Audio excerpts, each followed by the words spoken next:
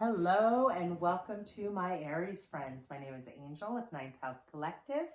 I've changed the format a little bit, so this is the new monthly readings that I'll be doing. So I'm going to continue doing my weekly readings as a collective reading, something that we can all look at expanding and growing and gaining awareness on.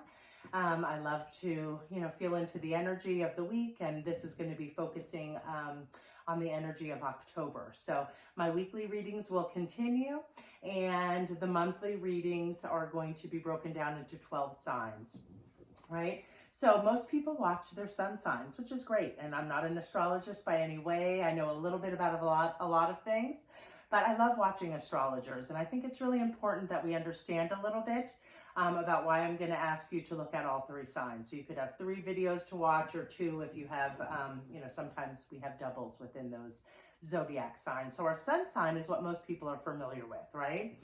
And that connects us with our ego, our identity, our individuality, right? Then our moon sign, that connects us and looks at kind of our internal world. It's kind of like the soul behind our identity, right? It's our internal world. It's our emotional selves, right? And then our rising sign, so sun, moon, and rising. So our rising sign, that is really how others view you, right? This is how other people see you, right? It's what you bring forth in a social setting. It is how you show yourself. It's your social personality, so to speak. So, but really it's how others view you, right? So a lot of times, you might tell somebody your sun sign and they're like, oh, I wouldn't have guessed that. Well, maybe you present more within your rising sign, right? That is kind of what we show of ourselves to others. So anyway, with that being said, I would say watch 3 videos so that you guys can get a fuller, more broad perspective on, what things we're transforming in our lives. Take the messages that resonate. They are general readings. And again, right now I'm going to be reading for my Aries friends. Okay, we're going to start off with the tarot deck. So I'm going to shuffle in a few times, get my Aries energy into that. And while I'm shuffling the deck, I want you guys to gently close your eyes. Take a moment to be present and here. So take a deep breath in, hold that breath at the top, feel into your body where it feels tight and blow out the tension. And let's get going with your monthly reading for October, Aries. Okay. Spirit, what is the message for the highest good of my Aries friends? All right, and the message that you guys got today is the King of Wands. So we've got the King of Wands from the Tarot deck. I'm going to shuffle up the Moonology deck now. This is a new deck. It's one I've been wanting, and talk about quick manifestations. I've been thinking about buying it, but I hate buying stuff online, and I haven't. Anyway, I don't really have a ton of metaphysical shops out here since we moved. I mean, we do have quite a bit, but I don't know that I'd find just this deck. But as, me thinking about it and wanting it, a friend of mine that lives out here accidentally purchased 2 and put a post up. So I scooped it up and the cards came to me. Let's see what message from Moonology my Aries friends need this month. Okay, and finally I'm going to be drawing a card from my Goddess deck. So in the weekly readings, I use this deck to bring forth an alignment message, but this deck comes with an empowerment message. So for the month, we're going to be looking at the general energy. We're going to be looking at a message from the moon card, and then I want to leave you guys with an empowerment message, right, to take you through the month. I'll also see if there are energy centers that jump out to me where you can nurture, what chakra centers you can nurture to bring about the highest and most balanced energy as well. Okay, what is the message for my Aries friends from the Goddess deck? All right, and you guys got number 9. Kerwidian, I believe is how it's pronounced, and it's going to be around potential. Okay, yes, so I love that that the potential card came out. And right off the bat, I'm feeling solar plexus, and I'm feeling your sacral center for my Aries friends. Those right now are the 2 centers I'm going to tell you to focus in on this month. kind of nurture a little bit, make sure that they're balanced. Will help you, bring through, the whole month. We'll have ups, we'll have downs, we'll learn lessons, we'll move. It's really, life is always going to be throwing things our way. So it's how we move through the energy that's really important. Okay, Aries, you guys got the King of Wands. So kings are about mastery, right? And wands really represent, our hopes, our dreams, our goals, our desires. I always say wands to me are like something that sets your soul on fire, right? What have you really been passionate about coveting? What is it that you want to manifest within your life, right? There's something that you're mastering, right? You've been tweaking or thinking on something that you're passionate about. You're bringing in mastery around that area. And again, things that we're passionate about. So a lot of times this can be about spirituality and our intuition as well. So maybe some of my Aries friends have been looking on expanding that part of themselves. But it could also be about, anything that you're passionate about. Maybe it's you want new love. Maybe it's you want a new job. It's whatever you're really passionate about right now. That's what I want you guys to think about working on for the month of October. Okay, and from the moon deck, let's see.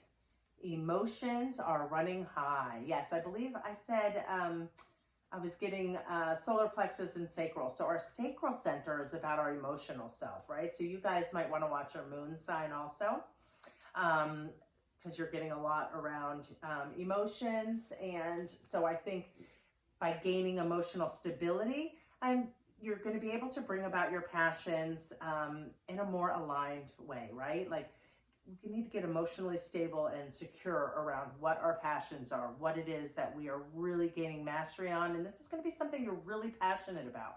So Aries, whatever that is for you, really lean into your sacral chakra, which is about joy, creativity, and also balancing our emotions. And the solar plexus is about our self-confidence, right? The core of who we are. So getting clear on that. Who are you? What is it that you want? What are you really passionate about? And how can you bring that in the most balanced and aligned manner? So again, sacral and solar plexus for my Aries friends this week. Okay, and finally, we're going to be looking at the empowerment message for you guys.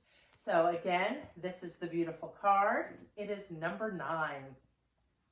9 always makes me think of humanitarian things. So maybe some of my Aries are really, there's something, something that they're passionate about how they can give back, right?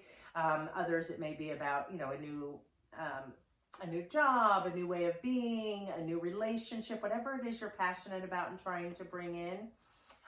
That's what we're going to be looking at. But because that 9 stood out to me, some of you, it may be something more humanitarian. It may be you're passionate about giving back to the world, right? So right now there's a lot of areas that can use our help and can use our service.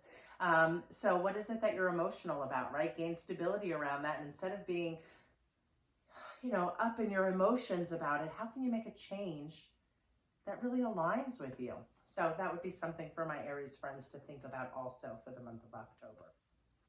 All right, so let's read your empowerment message from the Goddess deck, number 9.